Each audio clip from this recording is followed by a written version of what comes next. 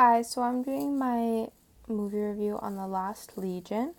It was produced by Doug Leffler in 2007, and it's an action-adventure film. The story follows a young emperor named Romulus Augustus in 475 AD. The night after Romulus is crowned, Rome is attacked by a German army named the Goths, killing the family of Romulus, destroying the city and capturing him. The next day, Odysseus, the new ruler of the Western Empire, plans to kill Romulus. However, Ambrosius convinces Odysseus to keep the boy alive and send him to the island of Capri with him. On the land of Capri, Romulus discovers a statue with the words, "Who is destined to rule," above a sword. Romulus then takes the sword and keeps it with him. Sometime later, Romulus and Ambrosius are saved from the island by the surviving soldiers of the old empire, accompanied by Maria, another warrior. Romulus is taken to another part of the island where he was promised safety along with the surviving men, but it was a trick, and the Senate was sided with Odysseus. The boy and his protectors fight against him, making it out alive, but barely.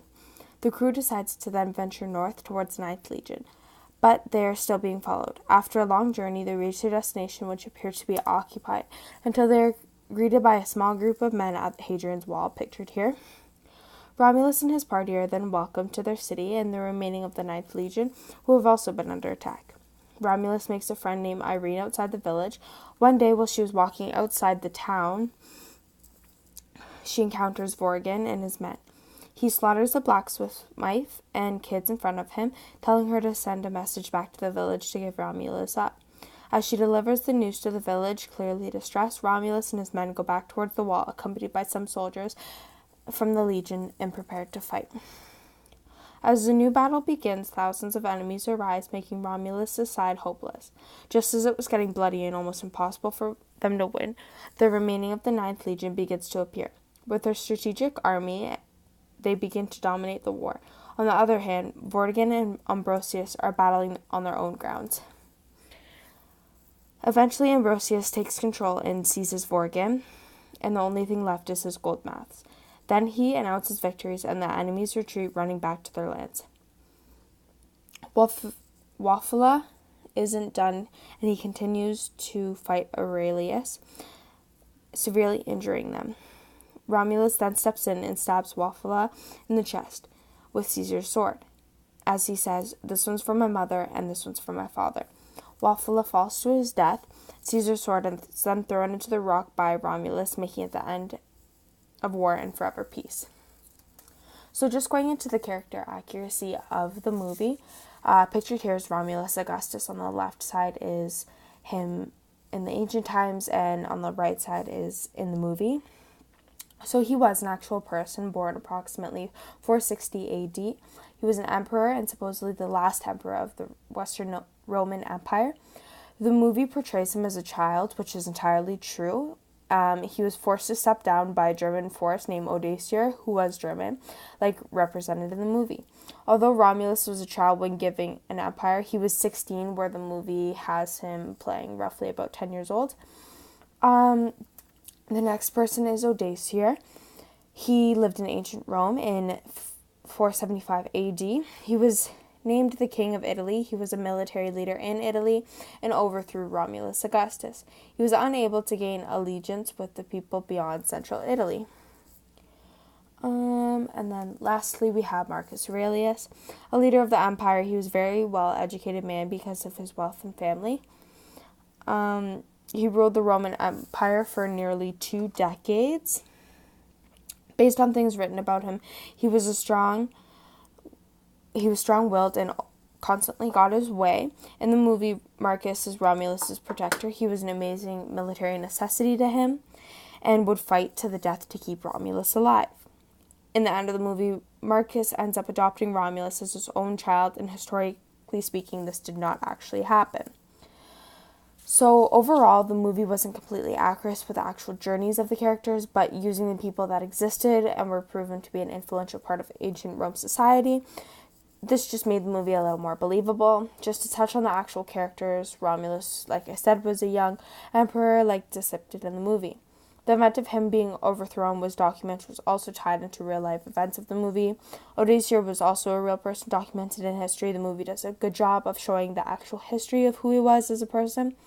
He did overthrow Romulus from power and executing anyone who got in his way. In history, it's said that he initiated a new era, but in the movie, he was killed off. So although the movie did incorporate some factual evidence and characteristic, the movie directors did put a twist on the ending, mainly for entertainment purposes. Next, we have the costume accuracy and settings. In the movie, Romulus and his men fled to the Ninth Legion.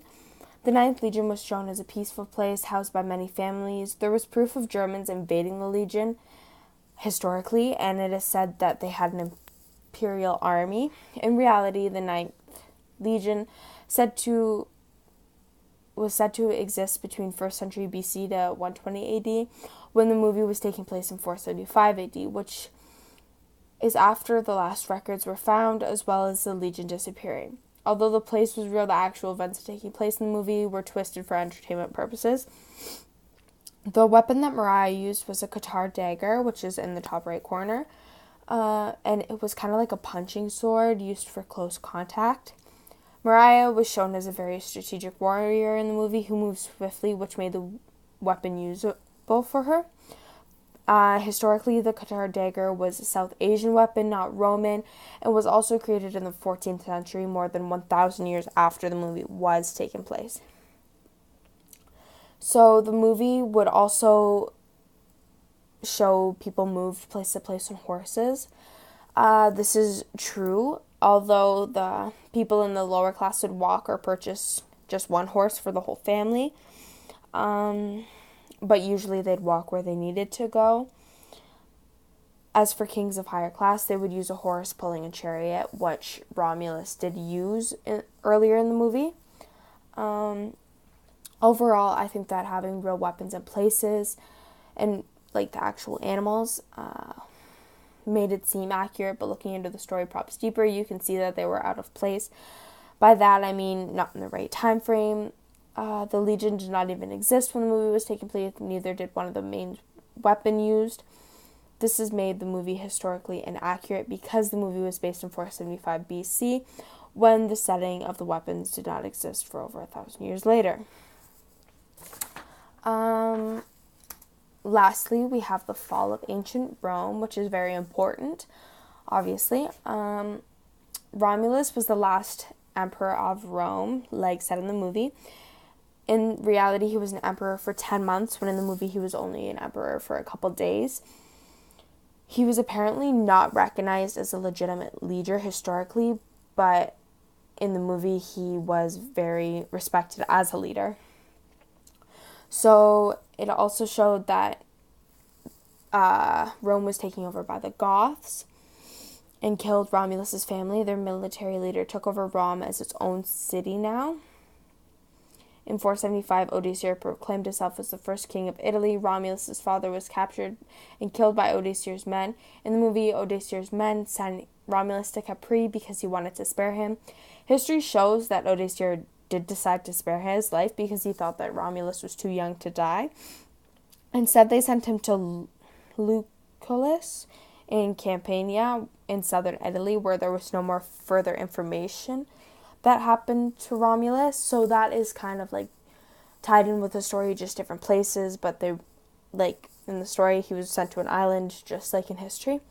As I've gathered the accurate historical evidence related to the movie, I've come to the conclusion that the events in the movie were loosely been related to the fall of the Western Empire, but it was like overly dramatic.